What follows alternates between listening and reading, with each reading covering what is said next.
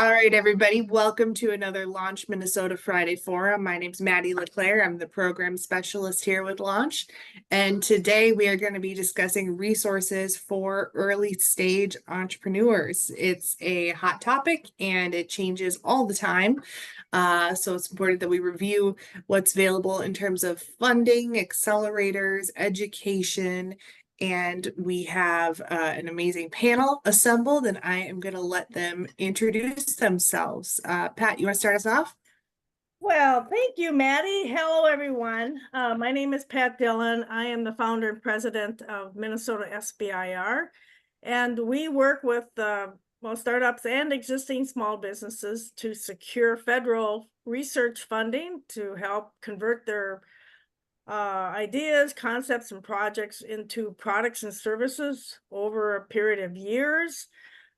We are a nonprofit, so it doesn't cost you anything to work with us, but we're very much focused on taking technologies from the lab to the marketplace.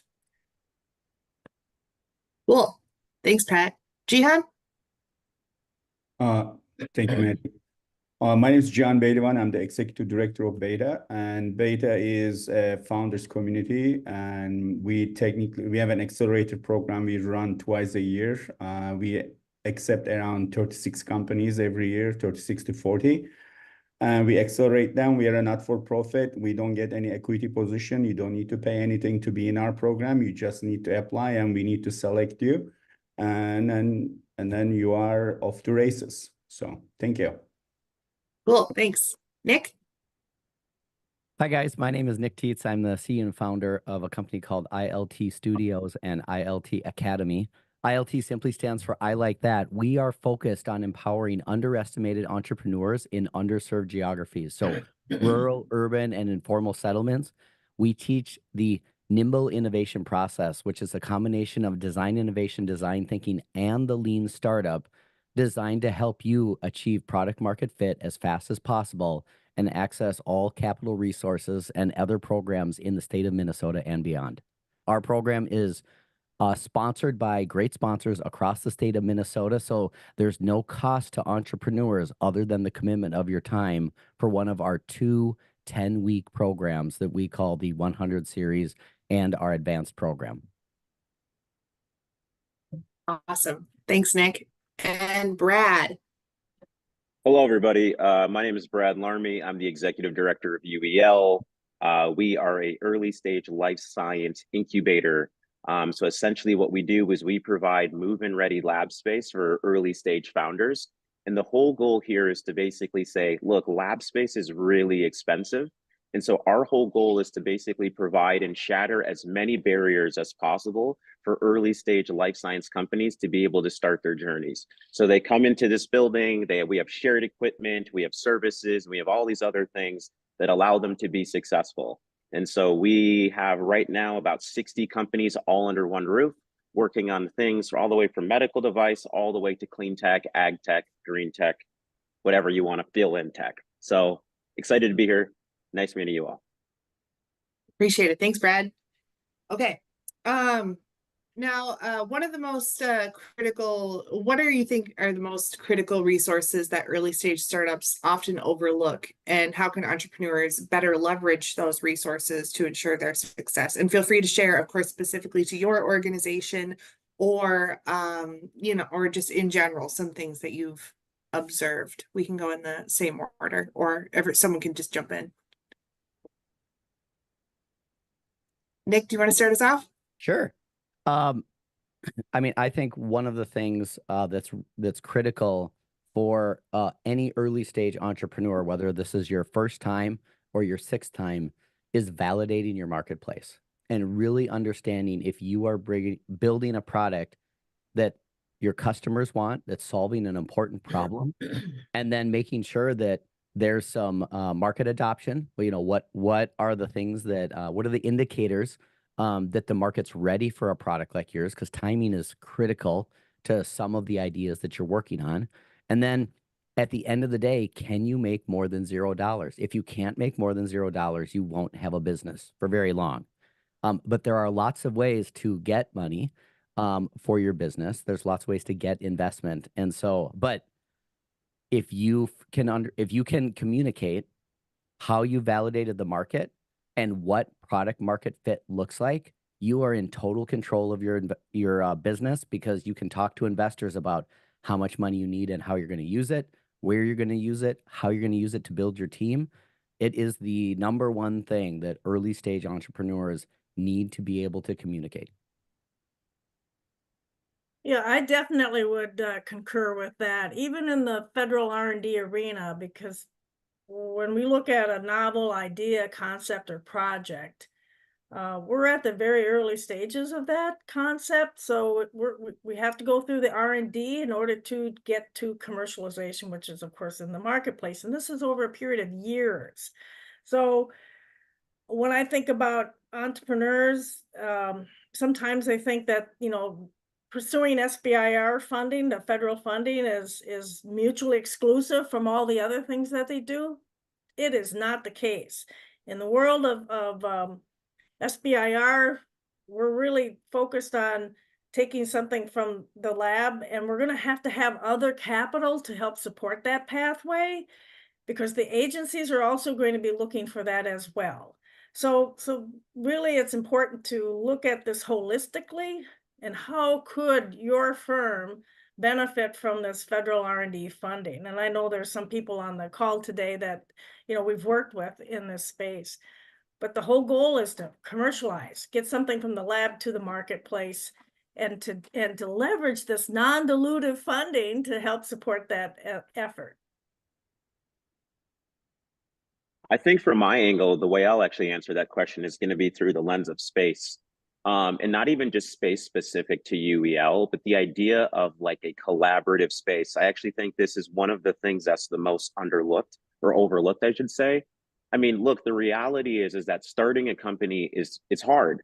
And I always have the most appreciation to all the people that go on those journeys, but you don't have to do it alone. And I think one of the things that I've been the most eye-opening things to me actually have just been the ecosystem, right? And so, for example, from a UEL perspective, it's like you get to have conversations with people in the same building that are working on something that are also probably having similar challenges to you. But even if you take UEL out of the equation and you start looking, well, maybe I'm not a life science company, Brad, so maybe this doesn't apply to me. Well, there still are a lot of different options of like co-working space. And there's just a tremendous amount of value to be able to sit next to somebody and say, hey, Chihan, I looked at your deck. I heard you, pitch to an investor last week. What are the kind of the lessons learned that I should be thinking about? And so from my angle, I just think about, the collaboration, the being able to bounce ideas off of somebody who's across the hall or in the same building to you is something that is of tremendous value. So from my angle is, from Beta, what I see is, because I'm a founder too, it's the community. So and also relevant and really, impactful mentorship. And when I say mentorship, because there are lots of people out there who likes to give advice, but if you get an advice from someone like who already built something or who already sold something, and the advice you get is very relevant to what you are doing, because in startup world, like everything needs to be very focused, very stage related. And so at Beta, when you come Beta, like, we elevate you in ways that, we don't talk to you about like, how do you do IPO and stuff. That's not our thing, but we talk to you about, how to get your first family friends round, how to expose to angel investors, how to do the product market fit. Or if you are not selected to Beta, like we introduce you to Nick and, ILT, because to me it's an ecosystem. To me, it's the support. And so that's the community is very important for us. And, one example very quickly from our current cohort, and now we are in 7th week, one of our companies already raised $150,000, and it's a big impact and all these relationships. So, so it's just, I think our impact will, as the ecosystem is very palpable. So that's the reason I'm very grateful that I'm here with Brad, Pat, Nick. And so we are all together. I think it's there's no competition here. We are together to elevate, all founders out there. So Yeah, and I want to just put a plug. So I really like what Nick's doing with ILT Academy, Beta, etc. I mean, there's so many resources. It's sometimes for an entrepreneur, I think it's like, how does it all fit together? How do I plug and play? How do I leverage this? But I want to put a plug out for the I-Core program, MinCore at the University of Minnesota, that also does value proposition courses and other things. The more that you can learn about who your customers are and why they value what you're doing, you're going to be so far ahead of everybody else. I mean, it's really important to understand who your customers are, because at the end of the day, they're going to make or break your business. Absolutely. Yeah. Thanks, everyone. Good points. Now I would love if each of you could share some examples of how your organization has helped early stage entrepreneurs, overcome common challenges such as funding, talent acquisition, market entry, whatever your particular specialty is. Some concrete examples I think would be wonderful for the audience. Yeah, I'll kick this one off. Mhm. So from my perspective, just to kind of lay the foundation here on an image for you all. Generally speaking, when you're looking to start a company and you need space, this becomes one of the challenging barriers to think through, because in certain aspects of the journey, they're going to want to say, hey, Brad, are you a qualified individual from a banking perspective, from a business plans perspective? In order to take on this lease. And so sometimes you see that if you were to take on a lease for, like, let's just say a building and a part of a strip mall, for example, one of the things that they're going to be looking for is they're going to say, like, wait, are you ready to sign a 5-10 year long lease? And so for early stage companies, this is kind of one of those things that we have seen as like, this is kind of scary. And right, because you don't know if what you're going to do actually is going to get the product market fit. But in life sciences specifically, you're also trying to prove out, does the stuff I'm even doing trying to work, right? So for example, if you're trying to detect cancer earlier, like outside of having a business that says, is there a market for it? It's like, can I actually do it? And so one of the things that we've done is we've moved our leases to be only 2 years on really on the cusp of the idea of, we want companies and individuals and founders to feel really, really comfortable about their ability to like be able to join somewhere, to start and have the infrastructure to start, but also feel the flexibility to go up in space to a larger space or a smaller space, all within the same building. So from a space perspective, that's one of the things that I would say that we've really done to make the journey easier.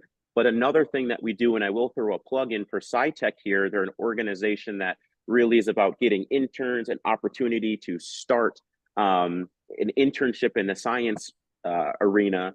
We've done a really, really good job at working with them closely. So outside of, giving the space as an example, we're starting to work and trying to figure out what are all of the other things that early stage companies need at this part of their journey, and how can we make sure that they have the access to the equipment, to the resources, to the team, to the funding, are all of the things we're really trying to get really, really excited around building that, so that the journey becomes as easy as possible for early stage companies.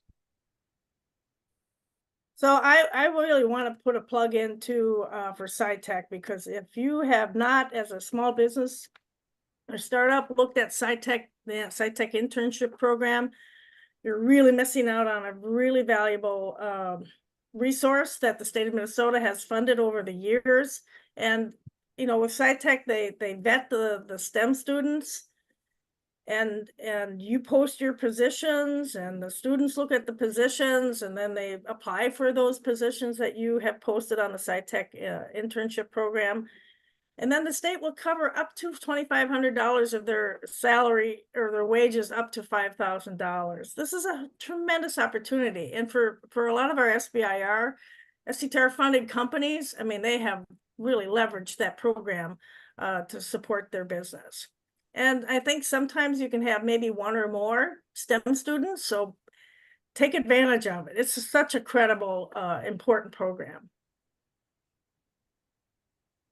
I used to work with them, so that's why I'm a big proponent of them. Yeah. I think, you know, to yes, and what, you know, Jihan and Pat and Brad have said, you know, we've had some really amazing emerging entrepreneurs come through our program. We're just a little over our third year running as an ed tech organization supporting ecosystem providers around Minnesota, North Dakota, and Kenya. Those are our first three like big locations. And you know, the entrepreneurs that we've met through Red Wing Ignite, through the Forge up in Grand Rapids, through the Foundry in Fergus Falls, at ILT Studios in St. Cloud, and then up in Duluth with Family Freedom Center. And we've met a lot of entrepreneurs, high tech, low tech, no tech, for profits and nonprofits that have come through and are experiencing some really significant levels of success. And just a couple stories to highlight. You know, we had a female founder that came through that she wanted to start a tiny bookstore and was struggling to communicate how this was going to be different and compete in a world with Amazon and Barnes and Nobles and like big retails. She finished the program in 10 weeks and went out, secured $30,000, opened a tiny bookstore in Pine City, Minnesota, and she's up and running. Like, that is a huge success. Conversely, we met one of our very first founders, Ramsey Schaefer and Sam Cardford, through Red Wing Ignite when we were running our program down in Red Wing. Sam and Ramsey came through. It's funny, I show them in every presentation because they had a little virtual booth. And I had a number of venture funds come up to me and say, Nick, there's nothing here. And we're less than 3 years later, about a year later, year and a half later, they launched their business. They got into beta. They just completed the generator program down in Omaha. They've secured over $300,000. Like, I mean, that is pipeline development for entrepreneurs, which is so cool. And then lastly, we've got a couple founders, one in Grand Rapids, doing a high-tech business called NextGem. They validated their market. They did 40 customer interviews. They put together a great pitch, and they raised $2.5 million inside of 6 months. And then lastly, Lisa Esberger from Verdathos. She was working on an ag tech business, started in the Twin Cities, stumbled into us up in St. Cloud. She came through our program. She raised $850,000 inside of 10 weeks. She's now almost at $3 million. And she has almost closed $1 million loan from a bank because she can clearly communicate what she's doing, how she's doing, when she's going to do it. And lastly, just as a tangible result, that's not just me bragging about the awesome entrepreneurs that have come through. In the last 3 years, we've had 21 Minnesota Cup semifinalists get in to the program. And last year, one of our founders took the grand prize for Greater Minnesota. So we are really, really good at helping people clarify what they're doing and get started so that they can get in and access all of this awesome stuff that's happening around the state. That's cool. Yeah. I love listening, Nick. It just makes me proud. So, so as you know, like the very quick examples, like, you know, at Beta, we constantly teach, you know, our founders like relationships build companies. And so we teach them how to keep relationships, how to nurture them. And, you know, one quick example is last week we were doing our, you know, monthly check-in. One of our founders said, like, you know, I have, you know, investors lined up, but I don't have a legal entity yet. So how can I get help? I just made one introduction, and, you know, and then the next day he was, you know, on very safe hands. And then now he has, everything is settled. And now he's ready to, you know, bring in the investor money. And like, these are very simple connections, but the thing is, you know, because there are lots of people out there to make money from founders. So we are very careful about to, you know, introduce founders that, you know, they get what they need, because, you know, if you don't need something and they sell you, it's unnecessary. That will hurt your company. So it's, you know, one thing about Beta is, you know, we are all about relationships. Awesome. Yeah, there's so many great success stories out of every single one of these organizations, which is why they're here this morning. Now, in your experience, I mean, all of you work very closely with founders. What are some key qualities or traits of founders that successfully utilize support resources, and how can aspiring entrepreneurs develop these traits? I think it comes down to commitment. Maybe there's a little audacity in there. And to don't let that imposter syndrome thing creep up in the back of your head and go like, I don't know if I should apply for this, or I'm not sure if I will qualify. We tell our students all the time, the worst thing someone's going to say is no. The best thing they're going to say is yes. So why not ask for the yes? And then just keep asking. As a founder, your job is to found the things that you need. So if you need a teammate, go found one. If you need some money, go found it. If you want to get into beta, figure out a way, meet Jihan, and, you know, build that network, build those connections. And lastly, talk to people that are just a little bit ahead of you in the ecosystem. Come to some of these startup events and support these other founders, because they'll tell you where they screwed up along the way, right? We want you to make original mistakes so you can make better ones and learn faster. So I'm going to follow up on that because I always say, if you ask, you always know what the answer is. Then it's no. So, you know, you got to ask. You got to be, in my world, in the SBIR federal R&D world, you got to be in it for the long haul. This is a highly competitive environment. These agencies are doing things and changing things up all the time. You have to, you know, it's kind of quirky, but it's like you got to be in it to win it. But if you get started and just know that you don't know everything, and I don't even know everything, but, you know, as a team, you know, we have relationships with the federal agencies, you know, we'll figure it out. You know, we'll get you on the path and keep moving you forward. And this is we have long-term relationships with these companies. In fact, this week I got a call from a CEO of a company that I've known for 30 years. And he had a question, he called, and he's like, you know, you're the one with the connections, and we were able to, you know, help him out. So this is, you know, our world is, it's not just, you know, your one application and then you're done with us. No, we're in a long-term relationship business because it's a long haul to get from writing that first application to request funding all the way to commercialization. It's could be years, and it is it does take years for some of these things to mature and get into the marketplace. So traits, when I look for passion, I look for tenacity, I look for credentials, because, you know, we're in the federal R&D arena, so we like teams with a lot of, you know, acronyms behind their name. We look for somebody that's got that innovative spirit and that's not afraid to dig in and learn, because this is, you know, our world is kind of complicated, but it's people do it all the time. I mean, I know that Andrew Brown is on the call today with RadWave, and I have to put out a plug for the Friday Forum. This is probably 2-3 years ago. Andrew was on the call, and he learned about MNSBIR Inc. and our support, and reached out, and we worked with him on their phase 1 proposal to the National Science Foundation. And thank goodness he reached out, because we were able to, like, okay, we got to get this thing whipped into shape. And they won. And then we worked with them on their phase 2 and, you know, the commercialization plan and so forth.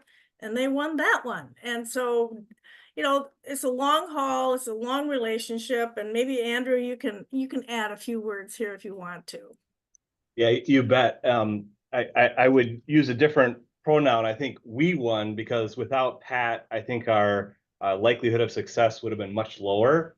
And so we're, you know, through phase 1 now. We're in the middle of phase 2. We're just starting to apply for the phase 2B now. We have enough commercial sales to justify another $500K there. So it was a a wonderful experience. And I understand the federal agencies are coming through the University of Minnesota this July, and now we're looking at NIH type grants. And so that'll be the next chapter, if we have time, but we're busy fulfilling all of our existing customers right now. So it's all about time management now. Yeah, when we work with teams, it's we look at, well, is this a platform technology? Are there other agencies that could potentially fund another aspect of this project? I have to give out a plug to Darcy Solutions, which is a University of Minnesota startup. We've been working with them since 2018. They've won funding through 3 federal agencies, 3 different projects. And if they all come through like we expect them to, it's going to be about, $5 million of non-dilutive funding to support that company and its technology development pathway. And now they're also looking at the EPA. So my perspective is that there's a big pot of money there, $4.5 billion every year. And Minnesota companies should be going after this with a vengeance because it's really important money and there's a long-term huge benefits to doing it, but it's hard to get. I'm not going to kid people, but it's, we're here to help them navigate through that process and be successful. I love to hear it. And I'm actually just going to echo in a similar vein to what Pat, you and Nick said. My big thing above everything, I think, is the proactiveness. I have always viewed, personally speaking, an ecosystem for an entrepreneur as a bunch of different buildings with not a road or a bunch of roads to connect them, right? That there's the beta that exists, that there's the ILT, the UELs, et cetera. And the $1 million question has always been, well, how do I navigate from one to the next? And so for me, one of the things that I've seen from some of the most successful founders that I know is that their ability to not really have to wait for these opportunities to come to them, but instead they actively pursue and reach out. And so the $1 million question is, well, how do I do that? And so for me, I am a really, really big proponent of do those things that are slightly uncomfortable. Go to that extra networking event that maybe it's on a Friday in the summer and you'd rather be out in the sun or on a boat, but there's so much value that comes through it by going to those types of environments and events. And so if I were to give any advice about, really developing these traits, my big thing here would be join entrepreneurial communities. I mean, they exist in Minnesota. It doesn't have to be, the Silicon Valleys and all of these things that you hear that only happen on the East or West Coast. There is a strong density of entrepreneurs here. And what they are really looking for is how do I just continue to connect with people that are like me? And so for me, my big thing will be here is as long as you can kind of plug in and meet these different types of communities, whether it's incubators or accelerators or professional organizations, you will start to see that they can provide the access to the resources and the support that you need. Because to Pat's point, I mean, it's there. It's just about how do you get it? And I think that if you have people that are trying to go on that journey with you, you can make a lot more things possible than you think. Because, I mean, let's be real here. You sometimes only have to be right once. And so it might be you run into somebody at one event who plays on the same has a kid who plays soccer with somebody that and before you know it, all of a sudden they become your first customer. And so I just think it's sometimes just do that thing, and sometimes it's a little uncomfortable, but hey, it's a journey and it's fun, and it's more fun than just getting to the destination, in my opinion. So from my perspective, we technically, because we have an accelerated program and pick people, and so we get around 150 applications every year. So constantly people ask me how we select founders. Several things we look at. One thing is we always like to see one member of the founding team comes from the source of the problem. So it's always a better thing because to us is everything is problem solving, because you can always find a solution. And then the second one we look at it is also, action, bias to action, like, because learning happens in our world, like by acting and then getting feedback. And the third thing is tenacity, like everybody mentioned, but, that's very important because, shit hit the fan constantly in the, life of a startup. And so you need to, deal with it, in a good way. And then fourth thing is it needs to be a growth mindset and humility because, because we don't know lots of things. So we jump in and we start working on it. So you will get lots of good mentors on the way or your investors. And if you cannot get, if you don't learn and then pivot, it's really hard. So if you are going in and say, I have one idea and this is the only way, and, we shy away from that kind of behavior. So if you do those things and some luck and some hard work, I think you will be successful. Awesome. Thanks, everyone. Now we've talked a lot about the ecosystem as it currently is, but I think one thing that's startup ecosystems, all of them are just changing constantly. That's why it's such a challenge to map it, because resources appear and disappear all the time. So how do you see the landscape of startup support evolving in the next, I don't know, let's say 5-10 years? And what resources or trends should early stage startups be aware of?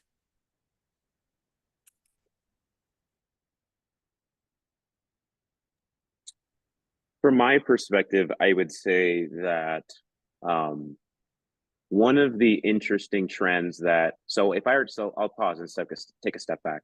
In the next 5 to 10 years, I believe that we are going to see a lot more startups, a higher density of startups, and I believe that the systems in the ecosystem will rise, allowing startups to be more successful. And so one of my favorite quotes of all time is, you rise to the level of your systems, you don't rise to the level of your goals. And so when I think about the next 5-10 years and all of these systems that are being created, I envision a world in which more startups will be a lot more successful because of the collaborations that exist in the ecosystem. And a lot of them, I think, are actually going to be cross-sector collaborations.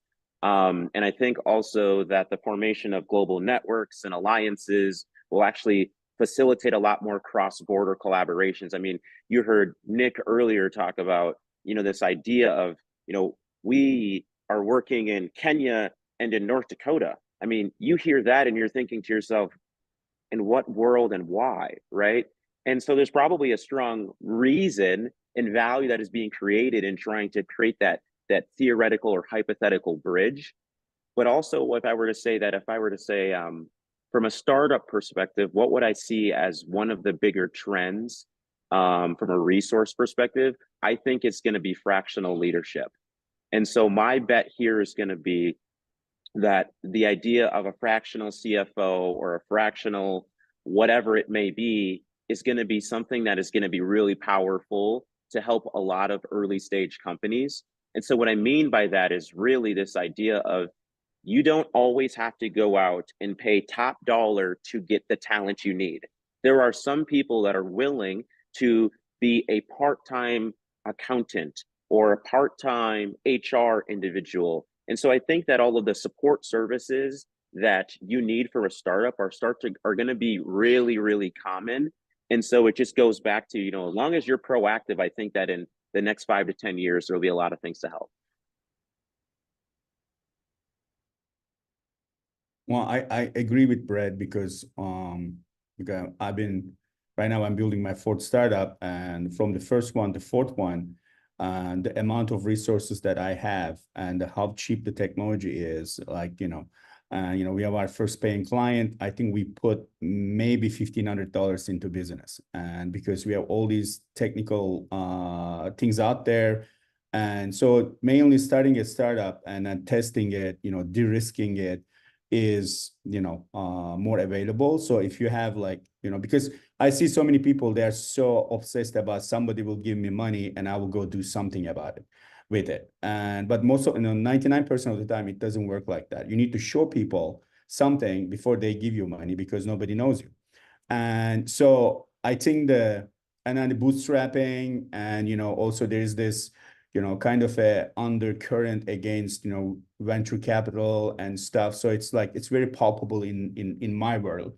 And so we are looking at how to make invest the startup founders bring their companies to a level that they don't need very expensive venture capital, but they can find other resources. And yesterday I was talking to a beta founder, and they were working on this kind of a different financing angle to startups. So there are like so many options, or the opportunities will come. I believe financing of startups will get also easier, and with the new technologies, and then because the more you de-risk your company, you open more doors for financing your business and from different resources.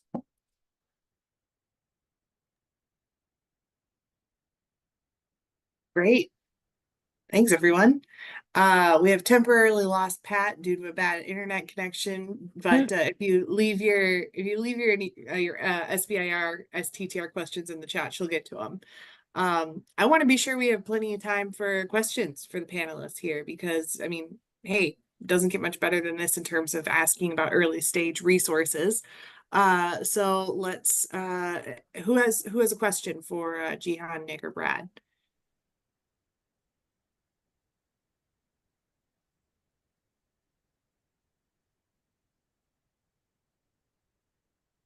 Maybe they have a question for Rob. He's more famous. I don't know about famous, but I might have a question for you three. One of the things we hear from founders and in the research all the time is that access to capital is like one of the biggest barriers to getting started. And Jihan, I love how you talked about really de-risking and not diluting yourself and going really small and bite size. With that said, can each of you maybe talk a little bit about how you think about putting founders in front of capital? Because I think each of you do different things in terms of helping them get ready for it, but then facilitating some interactions. Well, I'll put on my beta hat for a second. As a beta alum, what I thought was really neat about what the beta program does is they've created a lot of different connections with groups and organizations that allows early stage entrepreneurs to get in the rooms with people that they don't normally have a chance to get in front of. And that's been, that was really, really important for our startup back when I was doing a different one. And I think that leads to conversations with other people that have funding and resources. It's all about kind of like making your way through the squiggle to figure out who has interest and passions and a focus on what you're doing. And so I think it's really important to align who you're talking to, and making sure that you're able to clearly communicate where you're at with your startup build, what kind of traction and or revenue are you generating, and don't get dismayed. There's a lot of funding in the system that's on hold right now.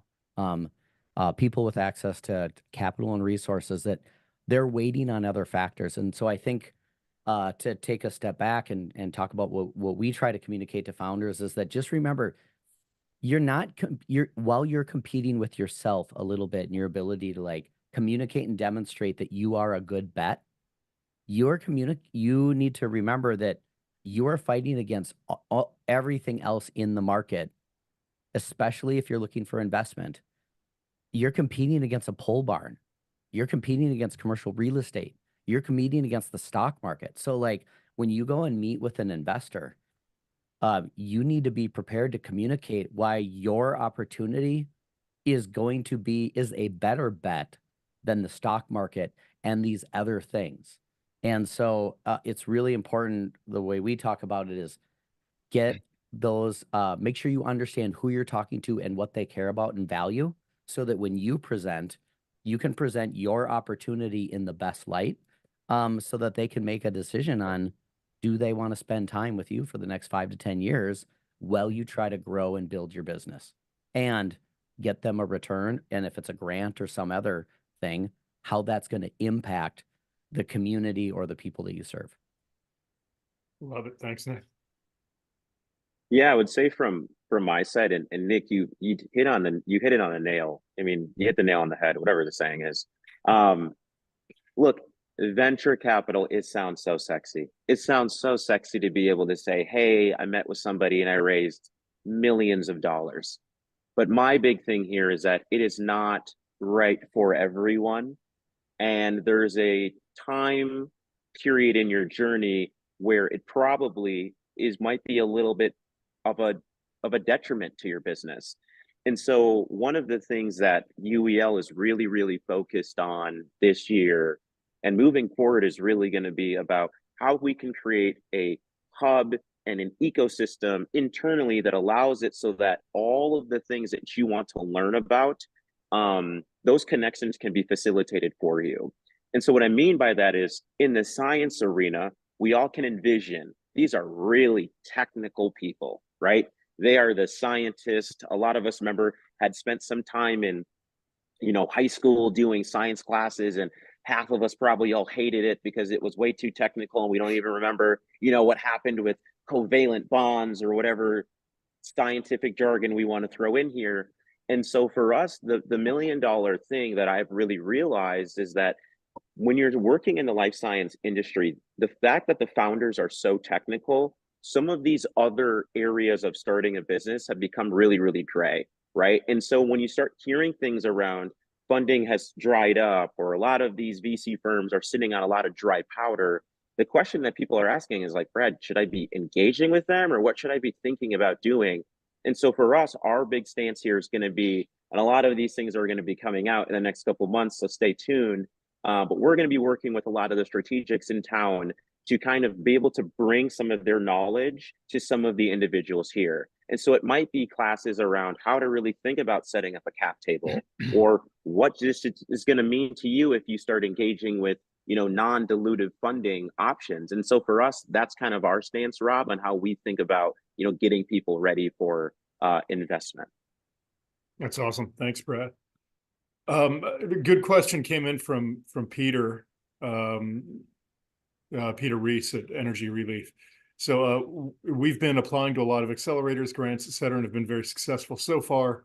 Starting to worry that we don't have time to keep our day jobs to feed our kids while managing competing schedules of the programs, not to mention building the business and bringing in revenue.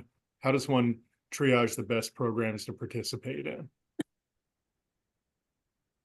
That's a really good question. I mean, I think the way that we try to tackle it is we tell founders, like, think about what capacity you have to commit.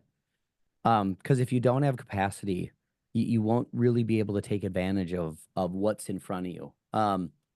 And so really be diligent. And if you commit, if you get into a program, or if you want to be part of a program, make that commitment, clear your schedule. We work with a lot of fully employed founders. Either they're full-time in their startup, or they're full-time in their day job, or their night job. And if you get into our program, I mean, one of the things that we tell you is that, like, if we say yes to you, we're saying no to somebody else. So please clear your schedule. If you have a young child, like, hire a babysitter.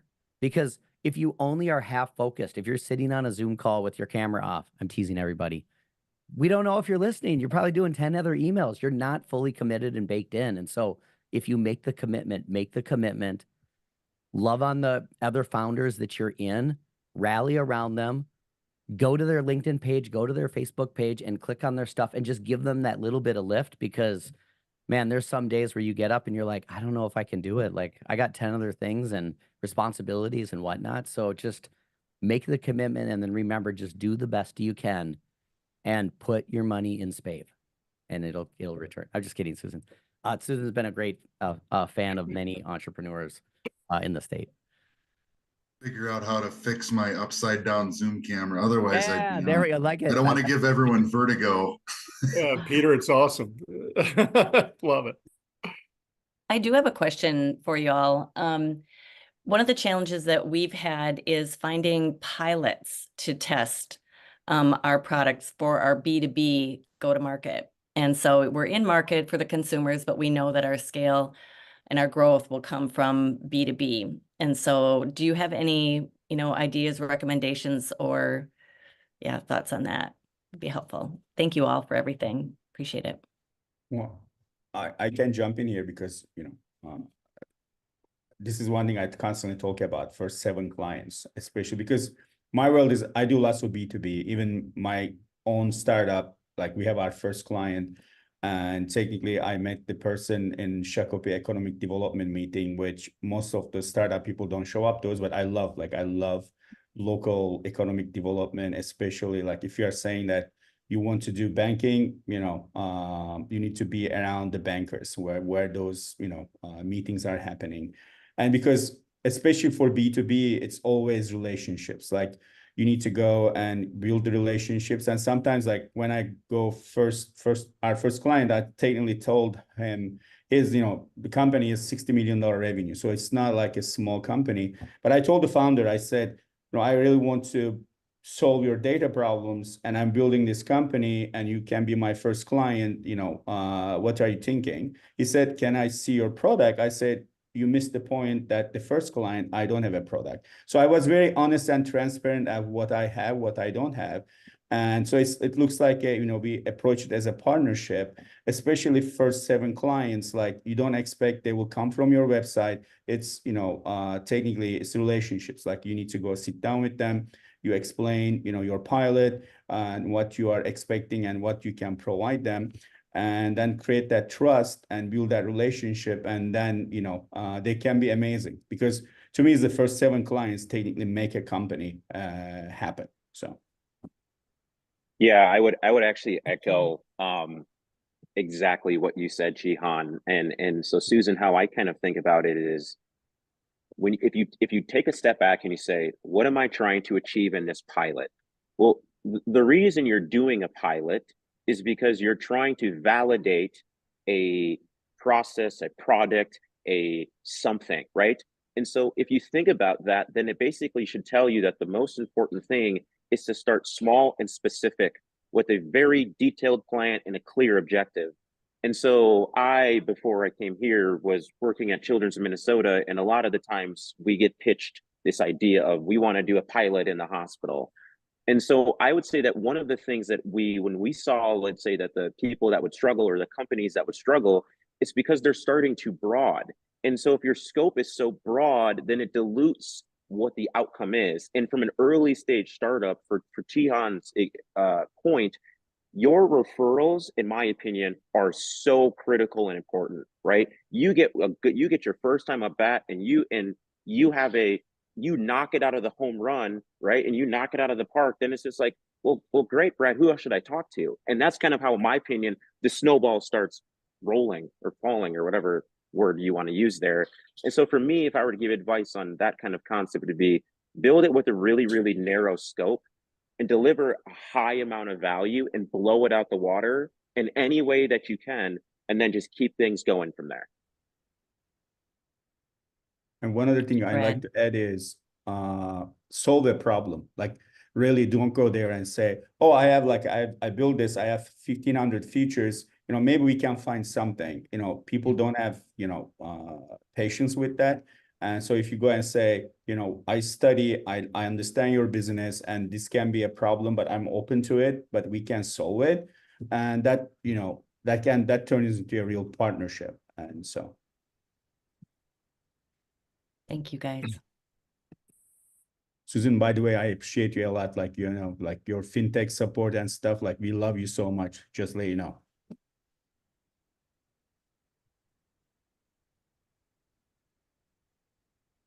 Great. I just wanted to ask a question. This is Lisa Fink. Brad, it might be specifically for you. I actually have a product that I would absolutely love. It is very narrowed down and specific for a group of people within a hospital. I think that's kind of where I'm stuck right now, is how do you get into a hospital and find the connections you need to talk to? I feel like I don't really know who in the hospital I need to talk to about my product. So it's how do we find that without just sending emails or whatever to random people? And you can't necessarily just walk in and be like, hey, I'd like to talk to somebody. So I guess for me, do you have any advice as far as like how, besides conferences and stuff, can you get in and actually talk to somebody to be able to like show them your information? Yeah. And so I will answer this through the lens of a hospital, but bigger and broader, because I think it actually is applicable to any business. Inside of an organization, there's a lot of moving parts to your point. And the reality is that you're basically asking the question of how do I find who I need to be talking to? And so what I would take a step back and say, the way that I always have thought about it is, what is the problem that you're solving and who cares about that problem? And if you can answer those two first questions, let's just say that you're doing something that's supposed to improve nursing satisfaction. Well, you're going to need to get in front of nurses and get their advice on the concept. And once you get their input, then it's like, okay, but who do they work with, or who's higher up than them, quote unquote, that actually wants to give feedback or cares about the problem? And so I think that when you really overly engineer your mind to think about who cares about this problem and what is the problem, the best goal and my advice always is going to be find somebody who cares and deliver them and basically build a relationship with them, so that they become an internal champion for you. And so you're probably asking yourself like, well, that sounds really, really easy and high level at a very, very esoteric kind of concept here, but how do I do it? And so for me, I've always thought of it as there are many different mediums that exist. There's LinkedIn, there's email, there's picking up the phone. You're right. You can't just walk into a facility and say, hey, I care about this, or hey, I'm, this person, I have this company, I want to solve this problem. And so for me, my mind has always, and the ones that I've seen do it the best are the people that slowly build relationships and add value. And so let's just say that you are a startup in the health tech space and you're trying to break into, a bigger client. Well, what I always think about is, one, who is somebody that cares about it? And then once you talk to them, the reality that I think a lot of people miss is that when you're selling something to a big organization, you are not coming in a 30-minute meeting and selling me this, and then we're just going to ride off in the wind, and we're just going to be, it's not kumbaya, it's all kumbaya after that. The reality is that the sales process is really long. So over that period of time, you have to be able to provide value, right? Maybe it's let's say that you're doing something in the mental health space and you build a relationship with someone internally. You should be continuously chatting with or sending them high value content where you're adding so much value up front, where it's like, hey, Brad, per our last conversation, I thought this was something really cool that I think you should check out. And eventually over time, you'd start building that relationship. And then you can kind of go in for more of a, hey, Brad, I'm stuck. I don't know who else I should talk to. So for me, the whole entire, if I had to lay out the continuum in my head to kind of summarize everything, it would be figure out who cares about the problem, make sure that that problem is actually a problem to them, and build a relationship with them over time, and then figure out who else that you should be talking to and chatting with. But I don't know if Chihan, you or Nick have any other thoughts, even detached from a healthcare perspective. Well, I think Pat already made a post there. Like I've been a healthcare entrepreneur like until 2019. Then I have significant burnout, so I don't touch it anymore.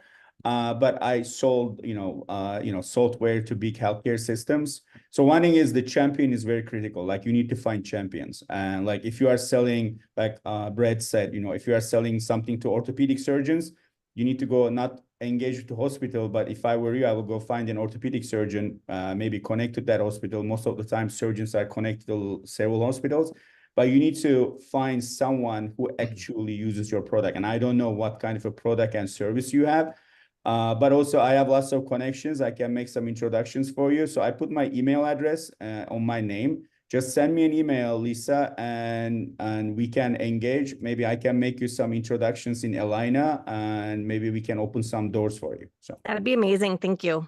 Oh, you're welcome.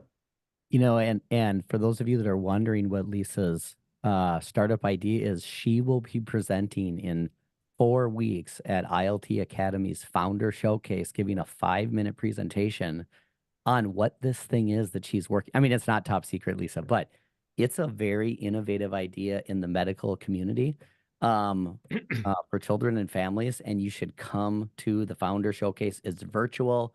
You can talk to Lisa and like, let's rally and help her get in. This is a med tech hub, right? Bring the med techers, all the med techs that are not on this call, send a message and tell them to come to meet Lisa. Yeah, I love to. And I love to engage female entrepreneurs from ILT Academy. That's my, I'm very proud of it. Like, I'm very proud of it. We have more female entrepreneurs in our ecosystem. So. And by the way, Pat had a really good call. If you guys aren't looking in the chat, Pat had a really good tip for you, Lisa, as well. I'm full of good tips. What are you talking about? That is, I mean, wisdom. yeah. Okay, I think we're about at time now. A couple of quick things before we wrap up. I would love for those of you who are willing to go off camera really quick. I'd love to get a quick screenshot so we can make you all famous.